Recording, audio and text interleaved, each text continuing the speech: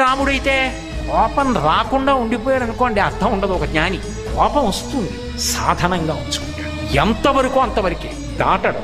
సీతాపహరణం జరిగిపోయింది, రాముడు తిరిగి వచ్చాడు, లక్ష్మణుడిని కూడా నిలదీశాడు. గోదావరిని అడిగాడు, పర్వతాలను అడిగాడు, చెట్లను అడిగాడు, పక్షులను అడిగాడు, మృగాలను అడిగాడు.